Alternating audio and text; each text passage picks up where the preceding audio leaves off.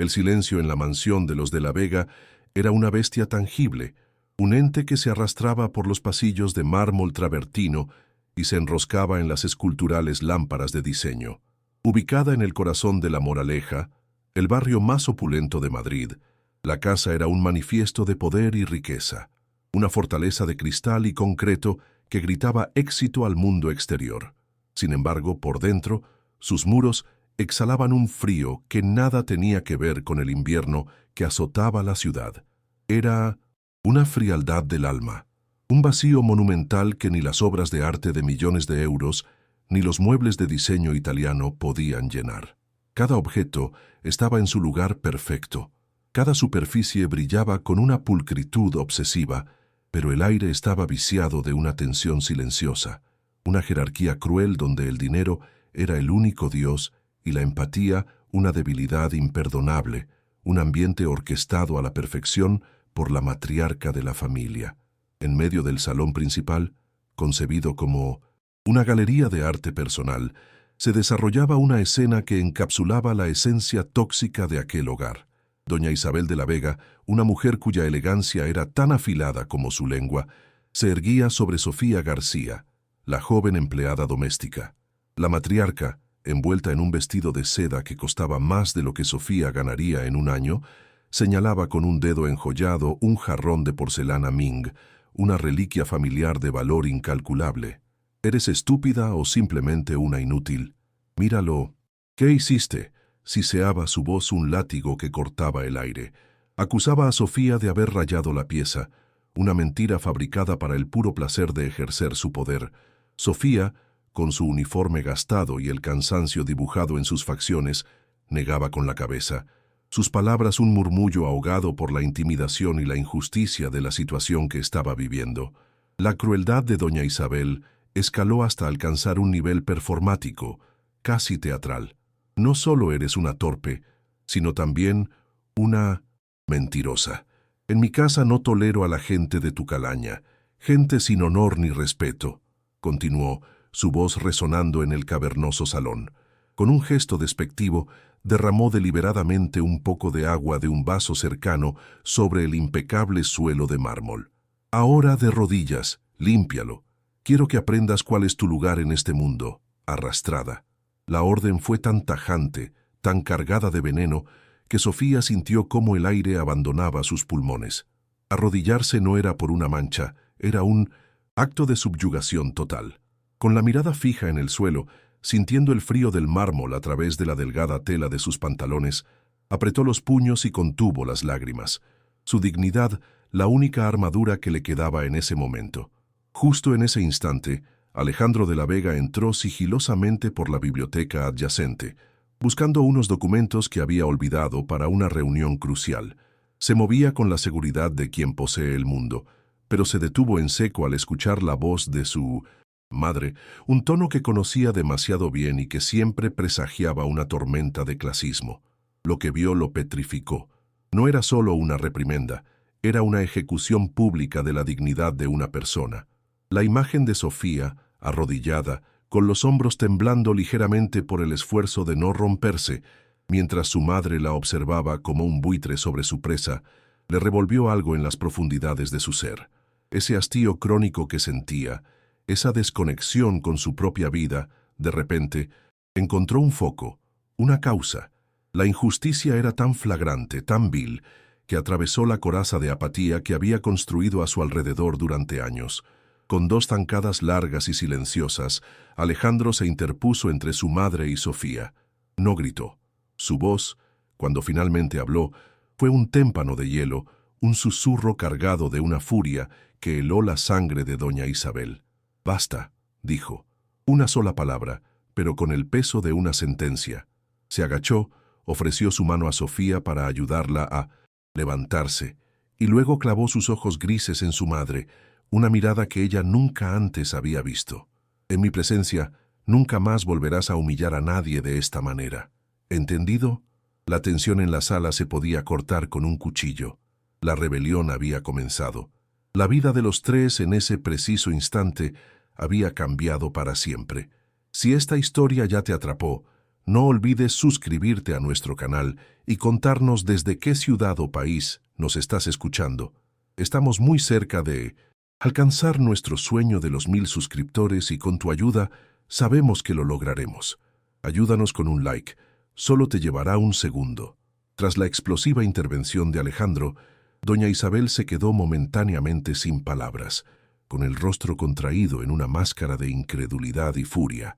El shock dio paso a una ira gélida, amenazándolo con las repercusiones de su insolencia, recordándole sus deberes como heredero del imperio de la Vega y el escándalo que supondría defender a una cualquiera por encima de su propia sangre. Pero Alejandro se mantuvo firme, su calma una muralla inexpugnable contra el veneno de su madre. Escoltó a doña Isabel fuera del salón, susurrándole con una autoridad que la silenció que discutirían el asunto en privado. La matriarca se retiró, no derrotada, sino como una depredadora que retrocede para planear un ataque más letal. En el salón, Sofía permanecía inmóvil, atrapada en un torbellino de miedo, confusión y una extraña, temblorosa gratitud hacia el hombre que hasta ese día apenas había notado su existencia en la casa. Alejandro regresó al salón y el silencio que se instaló entre ellos era denso, cargado de todo lo no dicho. Él la miró, pero por primera vez realmente la vio. Vio más allá del uniforme, notando el sutil temblor en sus manos y la dignidad herida en su mirada. En ese instante, su vida de lujo y éxito se le antojó una farsa monumental. Había sido criado para ser el sucesor, un hombre de negocios implacable, con una vida planificada al milímetro que incluía una prometida, Beatriz, elegida por su madre por su linaje y no por amor. Se sintió como un actor en una obra de teatro absurda, recitando líneas que no eran suyas. La autenticidad que emanaba de Sofía, su fuerza silenciosa frente a una humillación tan brutal, fue como un espejo que le devolvió el reflejo de su propia vacuidad, del prisionero que vivía dentro de su jaula de oro. Rompiendo la tensión, se acercó a ella con una cautela inusual en él. «Perdón», dijo, y la palabra sonó extraña en sus propios labios, desacostumbrada a expresar una emoción tan genuina. «Te pido perdón en nombre de mi familia. Nadie tiene el derecho de tratarte de esa manera». Su voz, normalmente firme y autoritaria en las salas de juntas, era ahora suave, casi vacilante. Sofía levantó la vista, sus ojos marrones llenos de desconfianza. Había aprendido por las malas que la amabilidad de los ricos a menudo era un preludio de la crueldad o un capricho pasajero. «No, se preocupe, señor. Es mi trabajo», respondió ella, su tono formal un intento desesperado por reconstruir el muro invisible entre empleador y empleada, un muro que Alejandro acababa de demoler con una sola palabra. Él ignoró su intento de distanciamiento. «No, no es tu trabajo ser humillada. Me gustaría saber por qué soportas algo así. Nadie debería hacerlo». Su insistencia era amable pero firme, desarmando poco a poco las defensas de Sofía. La guió hacia la cocina, un territorio más neutral y cálido que el gélido salón. Allí, bajo la luz suave de la mañana, le ofreció un vaso de agua y esperó. Fue ese simple gesto de humanidad lo que finalmente quebró la compostura de Sofía. Con la voz entrecortada, comenzó a hablar de su abuela, Elena, la única familia que le quedaba, la mujer que la había criado con un amor inmenso en un pequeño y humilde departamento en el otro extremo de la ciudad, un mundo completamente ajeno a la opulencia de esa mansión. Mientras hablaba, el relato de Sofía pintaba un cuadro vívido de amor y desesperación. Su abuela padecía una fibrosis pulmonar severa, una enfermedad cruel que le robaba el aliento día a día y la mantenía atada a un tanque de oxígeno. Describió el silbido constante de la máquina, el olor a antiséptico que impregnaba su pequeño hogar y la angustia de ver a la mujer que era su todo desvanecerse lentamente. El tratamiento era costosísimo, una montaña de facturas que crecía sin piedad cada mes. Este trabajo, con todas sus humillaciones, era el único dique que contenía la marea de la deuda y la desesperación. Cada insulto de doña Isabel, cada jornada agotadora, era un sacrificio que hacía para regalarle un día más de vida a su abuela. Pero en medio de la oscuridad, Sofía albergaba un sueño luminoso que se negaba a abandonar. Le confesó a Alejandro que su verdadera vocación era ser maestra. Habló con una pasión que transformó su rostro cansado, sus ojos brillando al describir cómo quería dedicar su vida a enseñar a niños de barrios pobres, a ofrecerles la oportunidad de un futuro mejor a través de la educación, una oportunidad que ella misma anhelaba. Quería construir algo, no solo sobrevivir. Alejandro escuchaba, completamente cautivado. En su mundo de fusiones y adquisiciones, de contratos millonarios y relaciones superficiales, nunca había encontrado una motivación tan pura, tan real. La fortaleza y la bondad de Sofía eran un faro que iluminaba la oscuridad de su propia existencia. En ese momento, una claridad y un propósito que no había sentido en toda su vida se apoderaron de él. El dinero, que siempre había sido una herramienta para acumular más poder y mantener el estatus familiar, de repente adquirió un nuevo significado. Podía ser un instrumento de cambio, de justicia, de bondad. Sin pensarlo dos veces, movido por un impulso que nacía de lo más profundo de su ser, tomó una decisión que cambiaría sus vidas para siempre. «Yo voy a pagar todo», declaró, su voz firme y decidida. «El tratamiento completo de tu abuela, hasta el último centavo, y pagaré tus estudios.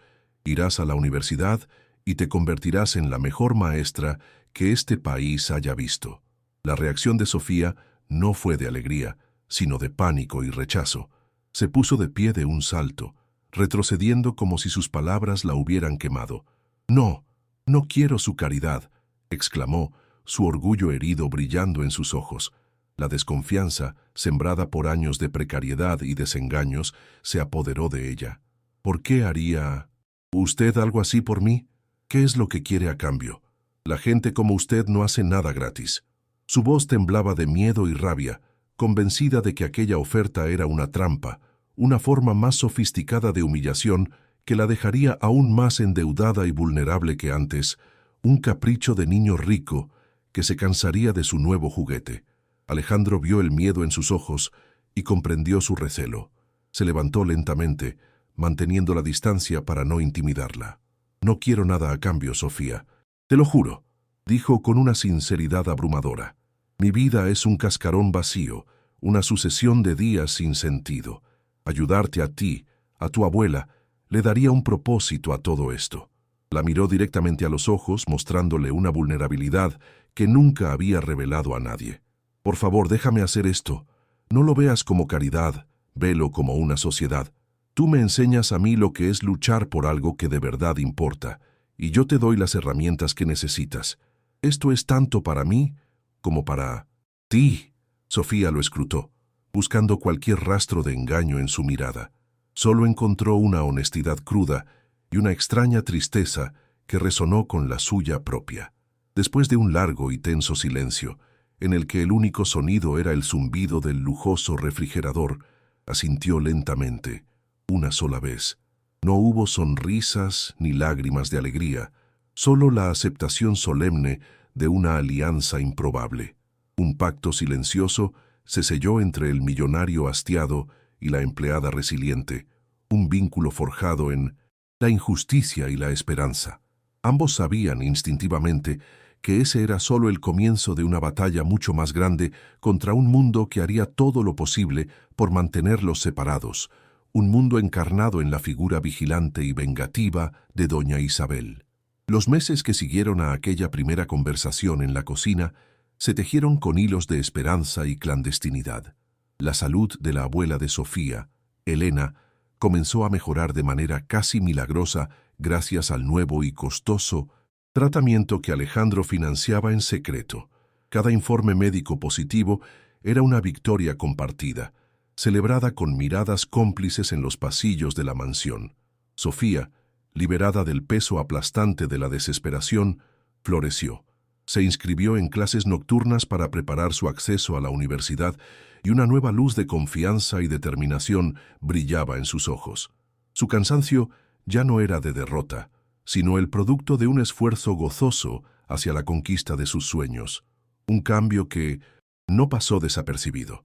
La relación entre Alejandro y Sofía se profundizó en el refugio de los secretos. Sus encuentros eran breves y robados, conversaciones susurradas en la biblioteca mientras él fingía leer informes, tazas de café compartidas en la cocina antes del amanecer o paseos por el jardín trasero bajo el pretexto de que él necesitaba aire. Hablaban de todo y de nada, de los libros que ella estudiaba, de la frustración que él sentía en su trabajo, de los recuerdos de la infancia.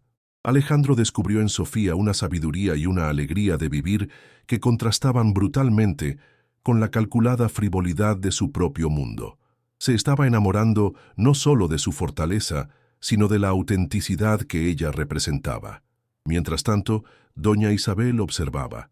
La matriarca, con su instinto de depredadora, notó el cambio en su hijo. Alejandro ya no era el heredero dócil y apático de antes. Ahora la desafiaba, cuestionaba sus órdenes y pasaba más tiempo en casa, pero extrañamente, ausente, perdido en sus pensamientos. Y el epicentro de esa transformación, estaba segura, era la empleada. La insolencia de Sofía, como la llamaba ella, había crecido. Ya no bajaba la mirada, ya no temblaba ante su presencia. La matriarca sentía que su control sobre el futuro de la familia de la Vega se desmoronaba, y su sospecha se convirtió en una obsesión fría y calculadora, buscando la más mínima falta para usarla en su contra. En su cruzada, doña Isabel encontró una aliada desesperada en 1900. Beatriz, la prometida de Alejandro. Beatriz, una joven criada para ser la esposa trofeo perfecta, también había notado la creciente distancia emocional de Alejandro. Su futuro como la próxima señora de la Vega, un papel para el que se había preparado toda su vida, de repente parecía incierto. El miedo a perder su estatus y el acceso a una fortuna casi ilimitada la convirtió en una cómplice dispuesta. En una tarde gélida, mientras tomaban el té en un salón privado, las dos mujeres sellaron su pacto. «Esa revista debe desaparecer de nuestras vidas, Beatriz. Para siempre», sentenció doña Isabel, y Beatriz asintió, sus ojos endurecidos por la envidia y el pánico. La presión sobre Alejandro se intensificó. Su madre comenzó una campaña de guerra psicológica, alternando entre súplicas melodramáticas y amenazas directas. En una cena familiar particularmente tensa, lo confrontó delante de su padre, un hombre mayormente ausente y pasivo.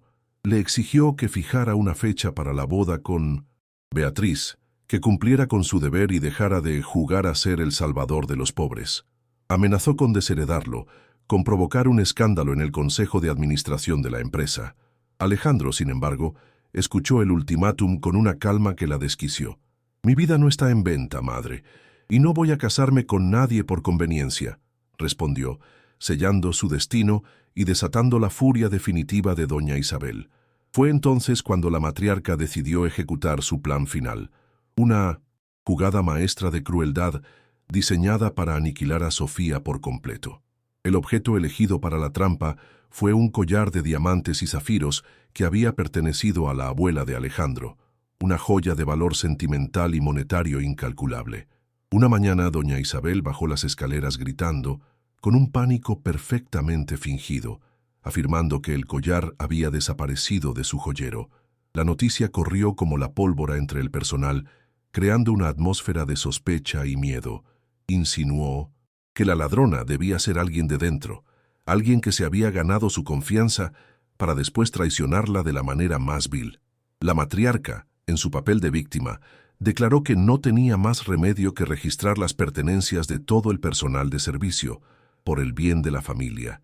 La humillación fue colectiva, pero el objetivo era uno solo. Los empleados, intimidados y temerosos de perder sus trabajos, accedieron en silencio. Uno a uno, sus modestos cuartos fueron revisados bajo la mirada implacable de doña Isabel y Beatriz. Era un acto de poder absoluto, una demostración de que, dentro de esas paredes, sus vidas y su privacidad no les pertenecían. La tensión era insoportable y todos los ojos, inevitablemente, comenzaron a volverse hacia Sofía, la favorita del joven señor, y por lo tanto, el blanco perfecto de la ira de la señora. El cuarto de Sofía era pequeño y austero, decorado solo con una foto de su abuela sonriendo y una pila de libros de texto. Mientras el jefe de seguridad, un hombre leal a doña Isabel, revisaba sus escasas pertenencias, Beatriz ayudaba en la búsqueda. Fue ella quien, con un grito ahogado de sorpresa, sacó el resplandeciente collar de debajo del colchón de Sofía. El brillo de los diamantes en la lúgubre habitación parecía una burla cruel. Sofía se quedó sin aliento, su rostro palideciendo hasta adquirir un tono ceniciento. Eso no es mío. Yo nunca he visto esa joya en mi vida», tartamudeó, su voz un hilo de incredulidad y horror. Pero sus negaciones se perdieron en el torbellino de acusaciones que siguió.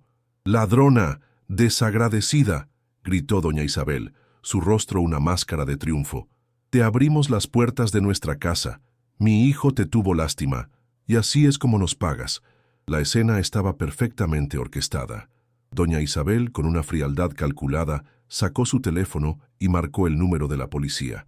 «Sí, oficial, quiero denunciar un robo en mi residencia. Tenemos a la culpable», dijo, su voz destilando veneno mientras miraba fijamente a Sofía, saboreando su victoria. Para Sofía el mundo se desmoronó. Estaba atrapada en una pesadilla, una red de mentiras de la que no tenía escapatoria. La llegada de 2 agentes de policía uniformados confirió a la farsa una aterradora legitimidad. Sofía fue escoltada al salón principal, el mismo escenario de su primera humillación. Toda la familia estaba presente, junto con el personal de servicio, convocados como testigos de la caída de la revista. Doña Isabel, de pie junto a la chimenea, relató su versión de los hechos, pintando a Sofía como una criminal astuta y manipuladora que había usado una falsa fachada de inocencia para ganarse la confianza de su hijo y robarles.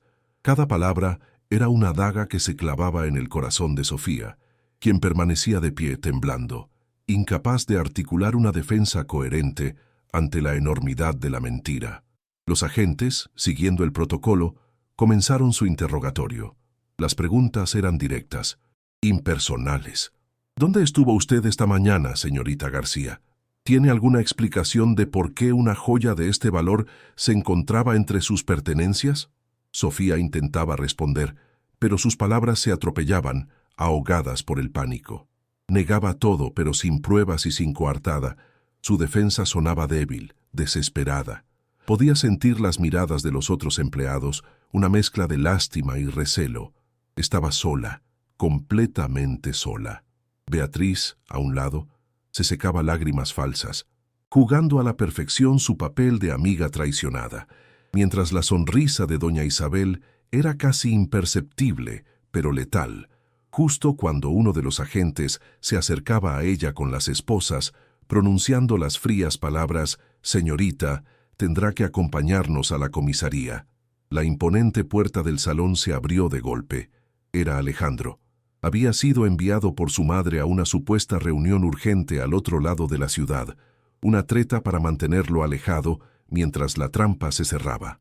Pero una llamada de su secretaria alertándole de que no existía tal reunión despertó sus sospechas y había regresado a toda velocidad con un presentimiento terrible oprimiéndole el pecho. Su mirada recorrió la escena, los policías, Sofía pálida y aterrorizada, su madre con una expresión de justicia vengativa, y lo comprendió todo. Con una calma que contrastaba con el caos reinante, Alejandro caminó directamente hacia Sofía, ignorando a todos los demás. Se detuvo frente a ella, tomó suavemente su rostro entre sus manos y la miró a los ojos. «Yo confío en ti», le susurró, unas palabras que fueron un ancla para ella en medio de la tormenta. Luego se giró y enfrentó a su madre. La furia en sus ojos era tan intensa que doña Isabel retrocedió un paso, instintivamente. «Detengan todo», ordenó Alejandro a los policías con una voz que no admitía réplica. «Están a punto de cometer un terrible error. Aquí la única criminal no es ella». Todas las miradas se clavaron en él, expectantes. «Toda mi vida he vivido según tus reglas, madre», comenzó Alejandro, su voz resonando en el silencio sepulcral. «He sido el hijo perfecto, el CEO perfecto, el heredero perfecto para un imperio construido sobre la apariencia y la frialdad. Me enseñaste que el valor de una persona se mide por su apellido y su cuenta bancaria. Me enseñaste a despreciar la bondad, a verla como una debilidad. Caminó lentamente por la sala, su mirada pasando de su madre a Beatriz. Pero esta mujer, dijo señalando a Sofía, en unos pocos meses me ha enseñado más sobre la integridad, el coraje y el amor de lo que tú me has enseñado en 32 años. La tensión era máxima. Doña Isabel intentó interrumpirlo, pero Alejandro levantó la mano. Desde la primera vez que la humillaste por un jarrón que ni siquiera había tocado, supe de lo que eras capaz.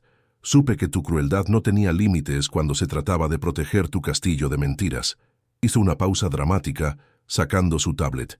Así que tomé una pequeña precaución. Instalé una cámara de seguridad en la biblioteca, con un ángulo perfecto hacia el pasillo y la puerta del cuarto de Sofía.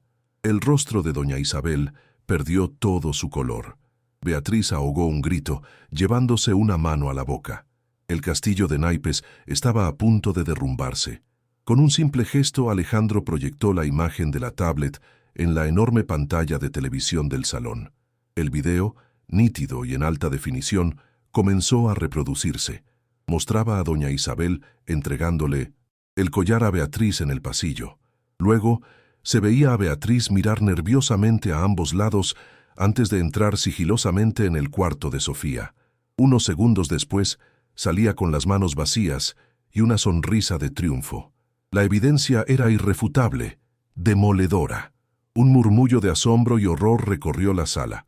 Los agentes de policía se miraron, sus rostros endurecidos por la comprensión de la farsa en la que habían sido involucrados. Con la verdad expuesta en toda su crudeza, Alejandro se dirigió a los presentes. Este es el mundo en el que crecí, un mundo de veneno y manipulación, y se acabó. Miró a su padre, que observaba todo desde un rincón, pálido y disminuido. Renuncio a mi puesto como CEO. Renuncio a mi lugar como heredero de este imperio si el precio es convertirme en esto, dijo, señalando a su madre con desdén. Luego se volvió hacia Sofía. Las lágrimas corrían libremente por las mejillas de ella, pero esta vez eran de vindicación. Él le tomó las manos. Sofía, te pido perdón. Perdón por haberte traído a este nido de víboras. Te amo por tu fuerza, por tu bondad, por enseñarme a sentir de nuevo, frente a su familia rota, frente a la ley y frente al mundo que los había juzgado. Alejandro le hizo la pregunta que cambiaría sus vidas. ¿Quieres construir una nueva vida conmigo? Una vida real, basada en el respeto y el amor, lejos de toda esta podredumbre. Sofía, incapaz de hablar, simplemente asintió, una y otra vez, una sonrisa luminosa abriéndose, paso entre sus lágrimas.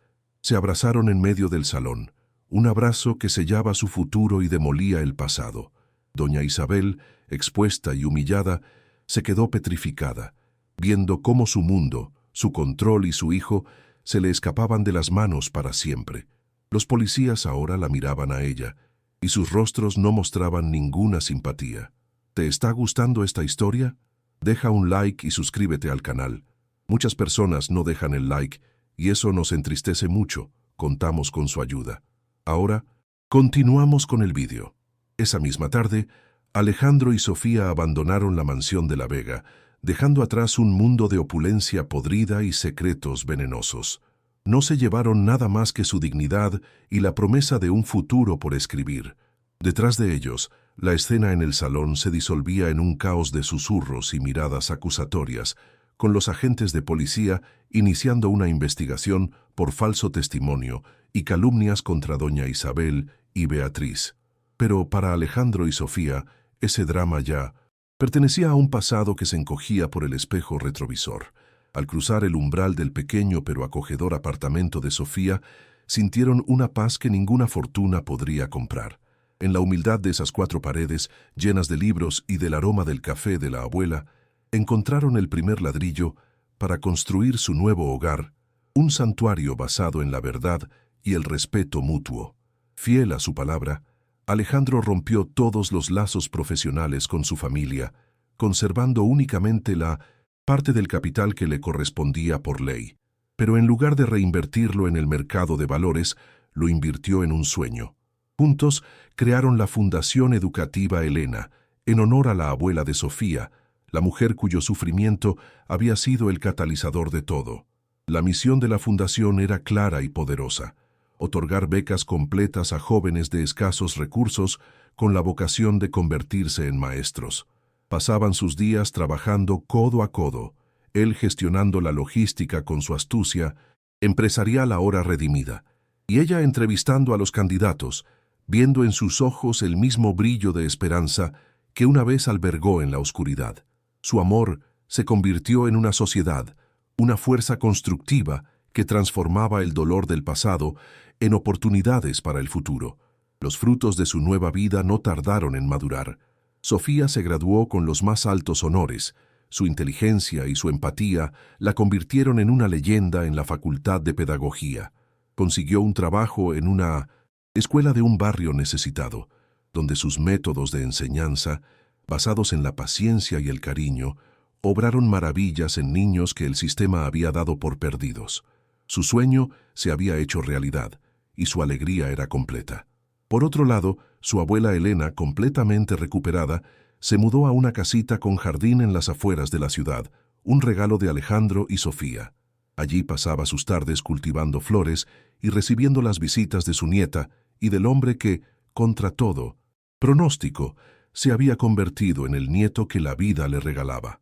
3 años después, en una soleada mañana de primavera, Alejandro esperaba a Sofía a la salida de la colorida escuela que ahora ella dirigía, un centro educativo modelo, financiado íntegramente por su fundación.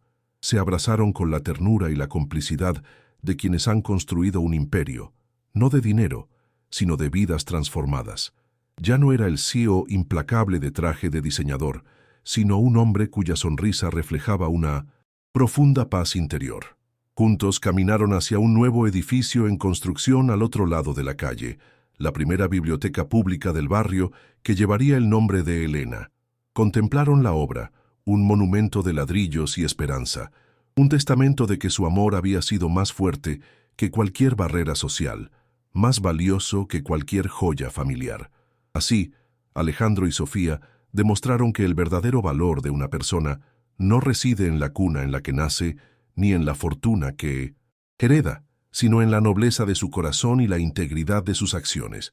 Juntos, redefinieron el concepto de familia y legado, construyendo un futuro donde la bondad era la mayor de las riquezas y la educación el camino para alcanzarla. Su historia se convirtió en un faro de esperanza, un recordatorio de que el amor auténtico no solo sana las heridas más profundas, sino que tiene el poder de transformar el mundo, una vida a la vez. ¿Crees que es posible perdonar los errores del pasado para construir una familia mejor? Deja un like si crees que el amor verdadero siempre encuentra el camino. Suscríbete para más historias donde la bondad triunfa. Comenta: la familia es todo, si tú también crees en las segundas oportunidades.